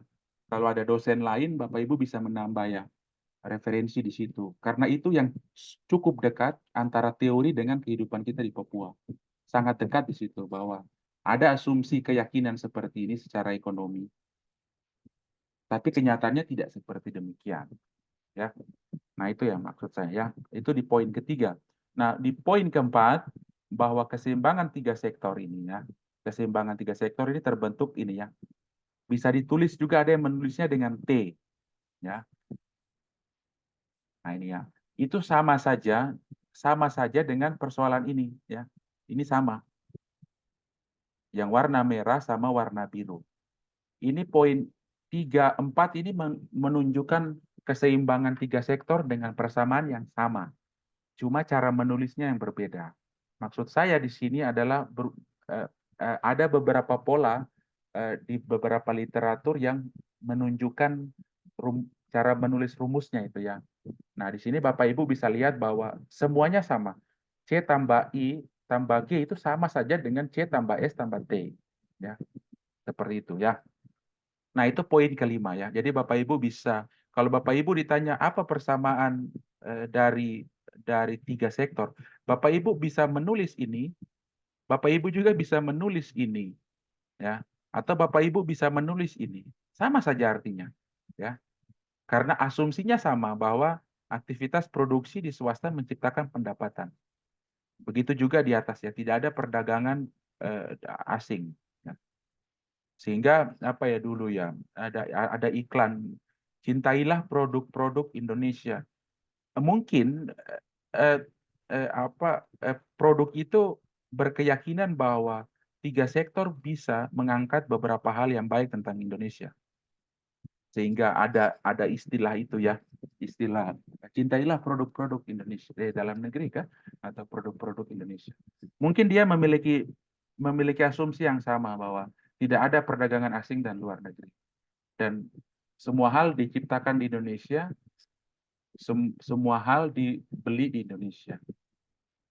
Tapi beberapa komoditas tidak mungkin ya. Misalnya mobil kita rakit di Indonesia tapi baut, misalnya kunci baut nomor sekian masih diimpor dari Cina. Sehingga 3 sektor tidak bisa bermain di komoditas itu. Ya, komoditas itu. Oke. Nanti Bapak Ibu bisa menambah referensi sendiri mana di komoditas mana yang memang 3 sektor bisa ada. Itu cukup menarik ya Bapak Ibu ya. Jadi pemetaan atau klasterisasi 3 sektor berdasarkan komoditas di Timika. Nah, Bapak Ibu bisa, oh ternyata ekonomi makro untuk komoditas ini 3 sektor. Jadi pendekatannya bisa ini. Kadang kan kita salah juga, mikronya sudah benar, tapi makronya salah. Makronya salah. Kita upaya memberdayakan masyarakat, tapi kita tidak edukasi perbankan untuk menjaga suku bunga. Sama saja. Mikronya benar. Kita penguatan entrepreneur, kasih pelatihan, pendampingan berulang kali dan berhari-hari. Tapi kita tidak jaga dari segi makronya. Mungkin dari input oke, dari output oke, outcome pasti kita tidak dapat. Ya. Sehingga mungkin kita tidak untung karena kita tadi tidak melihat suku bunga, inflasi dan lain-lain. Nah, ini yang mungkin bagian-bagian yang mungkin kita bisa bawa dalam pengembangan UMKM ya. Logika sederhana ini. Oke. Nah, selanjutnya ada juga hal yang menarik ya. Ada asumsi di 3 sektor bahwa investasi yang dinotasikan I dan G dinotasikan untuk pemerintah itu disebut sebagai suntikan injeksi ya. Injeksi atau kalau dalam bahasa politik pemerintah sistem ekonomi berkeyakinan investasi dan G ini quick wins ya, quick wins untuk bagaimana keseimbangan pendapatan nasional ya. Namun di sini mohon maaf kalau bahasanya kurang ini ya, tapi ada beberapa istilah yang mungkin quick wins ataupun injeksi ataupun apa ya, upaya-upaya ya terkait dengan bagaimana sirkulasi pendapatan ini ya. Nah ini. Nah sedangkan tabungan dan pajak ini disebut sebagai sebuah kebocoran ya. Disebut sebagai, sebenarnya bukan kebocoran tapi lawan kata ya, lawan kata dari suntikan itu atau injeksi itu ya. Nah, jika terjadi untuk menjaga hal-hal ini maka perlu mitigasi. Nah, ekonomi makro berkeyakinan bahwa hal ini ya, suntikan itu harus sama dengan kebocoran. Ini untuk menjaga hal tadi ya. Kebocoran ini bisa banyak hal ya Bapak Ibu ya. Kebocoran bisa dari segi input atau kebocoran dari segi output hasil ya. Nah, kalau kita notasikan secara makro sama ya sepertinya. I tambah G itu harus sama dengan S tambah T ya. Nah, inilah yang mungkin keraguan dari beberapa hal tentang kehadiran pemerintah. Kenapa T ini ya harus hadir? T ini hadir akhirnya menambah asumsi karena T ini bisa menguji dua sisi ya. Kalau dalam statistik probabilitas itu menguji dua sisi ya, dua arah, negatif dan positif ya. Nah, T ini juga bisa berkeyakinan menurunkan keseimbangan ya. Jadi kan begini, bisa kehadiran T ini bisa mengarahkan kurva itu condong ke sana ataukah kurva itu condong ke sini. Ya, ataukah probabilitasnya begini. Ya. Seperti itu ya. Nah, inilah yang mungkin keyakinan-keyakinan tentang kenapa harus ada asumsi suntikan dengan kebocoran ini ya. Oke, nah sehingga ada hal-hal untuk yang saya coba beropini ya. Beropini seperti ini, benarkah tidak bahwa rumah tangga itu berjuang karena pemerintah memberikan efek dari pajak langsung dan secara bersamaan memberikan juga efek tidak langsung dari pajak di pola matematika pengeluaran agregat ini. Ya. Pemerintah hadir dengan pajak ini hanya mendiskriminasikan bahwa rumah tangga engkau harus konsumsi ya untuk menjaga kelangsungan hidup Anda sebagai manusia, tapi Anda juga harus menabung karena swasta membutuhkan itu untuk proses investasi, tapi engkau juga harus membayar pajak karena ada peran pemerintah yang menurut Keynes itu penting, menurut Adam Smith itu penting, dia juga bisa tangan-tangan tak terlihat seperti peranan harga. Nah, mungkin itu bisa terjadi ya. Nah, inilah yang mungkin Bapak Ibu bisa berpikir ya, bisa berpikir apakah ini saya salah ya. Jika saya salah apa pikiran Bapak Ibu ya. Seperti itu. Nah, ini yang beberapa hal yang terdapat di apa di slide ini. Oke. Berikutnya di sini ada yang mau bertanya Bapak Ibu? Sudah jam 6 ya. Sudah jam 6. Slide ini saya lanjut besok boleh Ibu? Bapak Ibu? Pak, maaf mau tanya kalau C tadi itu apa? Izin? Kalau Mohon C dalam rumusnya tuh apa, Pak? Selalu. Ibu Wiwi ya? Ibu Wiwi kah yang tadi bertanya? Iya, Pak. Oke, tadi Iya, betul. bagaimana Ibu? Mohon maaf ulang Ibu, kurang dengar maaf. Dalam ini, Pak, dalam persamaannya kalau C itu keterangannya apa, Pak? Oh C, oke. Jadi gini ya, C itu melambangkan konsumsi ya Bapak Ibu ya, melambangkan konsumsi ya. Nah, di dalam dua sektor konsumsi ini kan begini ya, saya coba ini ya mengulangnya ya. Jadi kan ceritanya begini, awalnya begini, di dua sektor itu pendahulu pemikir ekonomi ini berkeyakinan seperti ini. Jika manusia dia memiliki harta benda atau kita bisa akumulasikan dalam bentuk satuan moneter uang, maka uang itu menunjukkan pendapatan. Nah, pendapatan itu kita notasikan dengan Y ya, dengan Y. Nah, di dua sektor bahwa kita manusia dituntut untuk melakukan konsumsi ya, sehingga Y berkurang untuk konsumsi. Nah, itu yang biasanya dinotasikan dengan C ya, dengan C. Nah, selain itu manusia juga harus melakukan pengorbanan terhadap tabungan. Disebut dengan saving. S. Berarti tabungan.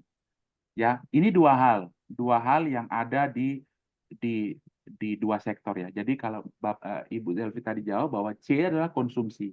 Tapi lahirnya konsumsi itu dari mana? Gitu ya. Pertanyaannya kita coba kembangkan lagi. C itu menunjukkan apa? Nah, C ini adalah sesuatu yang harus dijalankan oleh kita manusia karena sistem. Bahwa uang yang kita dapat harus kita korbankan untuk konsumsi dan saving. Itu kita berada di dua sektor. Tapi kita sampai pada 3 sektor lagi, kita harus nambah lagi. Tambah lagi berarti minus berikutnya lagi. Kita harus dengan T. Nah, T ini pajak. Pajak. Ya. Kalau konsumsi dan saving ini dikendalikan oleh kita rumah tangga sendiri kan. Tapi kalau yang ini dikendalikan oleh pemerintah. G. Nah itu ya Ibu Selvi jalan ceritanya, mohon maaf saya menyempurnakan pertanyaannya bahwa lahirnya C itu karena itu, bahwa ada asumsi bahwa pendapatan itu harus dibelanjakan oleh rumah tangga. Nah sisi lainnya lagi bahwa buruknya bahwa waktu saya misalnya Boy, saya tidak ada uang, tapi Boy harus konsumsi apapun caranya itu. Boy juga harus menabung apapun caranya itu. Tambah lagi Boy juga harus membayar pajak apapun caranya itu. Nah ini teh. Oke, sampai di situ bisa ya Bu ya? Maksudnya mohon maaf kalau kurang. sudah Oke, terlambat. mungkin ada lagi? Sudah terlambat orang sudah. Ibu Bibi sudah ini? Ada lagi? Sudah, Pak. Oke, terima Makasih, kasih. Pak. Terima kasih juga Ibu Bibi sudah ini. Ada lagi Bapak Ibu? Ini sudah waktunya sholat ya? Sudah lewat kah? Oke, ada lagi Bapak Ibu? Nanti yang ini, yang ini kita lanjut besok sekaligus yang 4 sektor. Sama kita membahas PDRB. Cara ngitung PDRB itu bagaimana? Dengan JNP ya, PDB. Kalau di PDRB itu kan ada PDRB berdasarkan produksi, berarti itu ya. Berdasarkan produksi itu berarti saya lupa. Kalau konsumen, kalau PDRB konsumsi kan berarti pengeluaran pemerintah, pengeluaran konsumen, sama LPKN itu ya. Kalau produksi berarti 24 sektor atau sekarang dulu 17 sektor ya. Sampai ke investasi pemerintah ya. Nah itu. Ada juga yang dari segi pendapatan. Berarti ada 3 kalau tidak salah ya. PDRB berdasarkan pendapatan, PDRB berdasarkan konsumsi, PDRB berdasarkan produksi. Ya, mungkin yang ini yang kita pelajari ini adalah PDRB yang nantinya menggambarkan tentang konsumsi. Ya, kalau produksi sepertinya BPS melakukan asumsi rumus sendiri. Nah, besok hari Jumat kita akan coba lihat peluang bukan peluang, asumsi BPS dalam menyusun PDRB itu seperti apa ya. Kadang juga saya juga maksudnya bikin BPS juga harus transparan ke Pemda dalam asumsi mereka dalam menyusun PDRB. Oke, mungkin itu Bapak Ibu. Slide yang ini mungkin nanti besok dengan saya menambah mungkin kurang lebih 4 slide lagi untuk berarti 5 slide yang kita bahas besok. Mungkin sampai di situ Bapak Ibu yang saya bisa bagikan di hari ini. Kalau memang tidak ada yang bertanya atau ada yang mau kasih saran atau pendapat Bapak Ibu silakan. Ada? Tidak ada ya? Oke. Oke Bapak Ibu, mungkin beberapa hal saya sudah bisa bagikan. Mohon maaf ya Bapak Ibu kalau ada yang saya kurang atau kurang baik menjelaskan ya. Saya juga terbatas. Saya mohon maaf. Mungkin begitu ada hal-hal yang mau disampaikan Bapak Ibu? Tidak ada? Tidak, Bapak. Tidak ada, Pak. Oke. Mungkin Ada begitu. Bapak. Oke. Mungkin Izin begitu. Bapak. Siap. Izin Terima Bapak. kasih, Bapak. Iya, ada yang mau Terima bertanya? kasih, Bapak. Iya Bapak, terkait tugas untuk hari Sabtu deadline waktunya itu batas sampai jam berapa untuk dikirim ke email Bapak? Hari Sabtu ya, kalau saya suka bekerja sampai ya bisa hari Minggu lah. Hari Minggu lah ya. Berarti jam 1 malam lah terakhir tak? Kalau bisa. Terima kasih banyak Bapak. Oke. Terima kasih Terima banyak. kasih banyak, Ya, Bapak. selamat sore. Tuhan berkati Selamat salam sore juga, keluarga Bapak. semua. Sore Bapak. Tuhan Terima berkati. kasih, Bapak. Selamat sore. Sore. Terima kasih, Bapak. Terima kasih. Ya, terima kasih.